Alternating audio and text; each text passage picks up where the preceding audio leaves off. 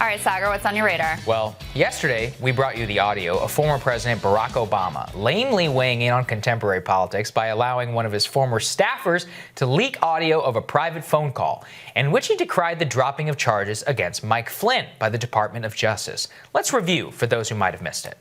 There is no precedent that anybody can find for someone who's been charged with perjury. Just getting off scot-free. That's the kind of stuff where you begin. Obamagate. It's been going on for a long time. It's been going on from before I even got elected. And it's a disgrace that it happened. And if you look at what's gone on, and if you look at now all of this information that's being released, and from what I understand, that's only the beginning.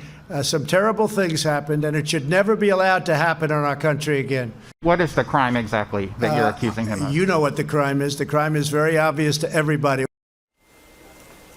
Well, let's bring in GOP Congressman Jim Jordan, member of the House Judiciary Committee, to answer that question. Congressman, always great to see you. What is the crime that you think that they're pursuing? They tried to trap, and they did trap Michael Flynn. They tried to set up and trap the president. Brian, think about 3 weeks in January of 2017. January 3rd, Chuck Schumer announces if you mess with the intelligence community, they have 6 ways from Sunday to get back at you. January 4th, the very next day, Peter Strzok tells the two. And this as he's just tweeting away this morning about what he's been calling Obamagate. And yesterday, the president was asked what he means by his claims about former President Obama. Take a listen. What crime exactly are you accusing President Obama of committing, and do you believe the Justice Department should prosecute him? Obamagate. It's been going on for a long time. It's been going on from before I even got elected. And it's a disgrace that it happened. And if you look at what's gone on, and if you look at now all of this information that's being released, and from what I understand, that's only the beginning. Some terrible things happened, and it should never be allowed to happen in our country again. And you'll be seeing what's going on over the coming weeks. But I wish you'd write honestly about it, but unfortunately, you choose not to do so. Yeah, John, please. Crime. What is the crime exactly that you're accusing him of? You know what the crime is. The crime is very obvious to everybody. No, actually, much to unpack there. It's not obvious to everybody. Joining us now, NBC News and MSNBC law analyst and editor-in-chief of Lawfare, Benjamin Wittes. And Ben, I mean, aside from the fact that he was run off the stage by 2 women reporters, one in which he was extremely racist toward, and the other he just ran off, not to get distracted by that, but to go back to this.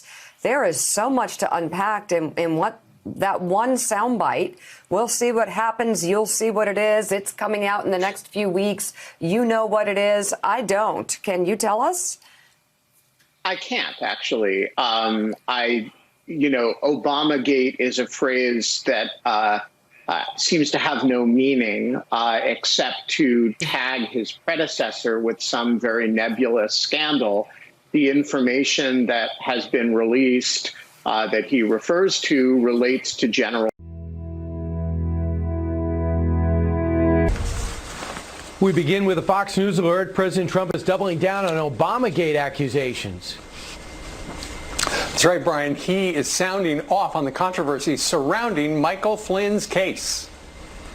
Griff Jenkins is live in Washington with the president's new comments and an old email that's raising some new questions about what President Obama knew. Right, Griff? A lot of questions. Ainsley, Brian, Steve, good morning. The president is accusing his predecessor of being guilty of the biggest political crime in American history. When asked in the Rose Garden which crime he was referring to, the president said this. Obamagate.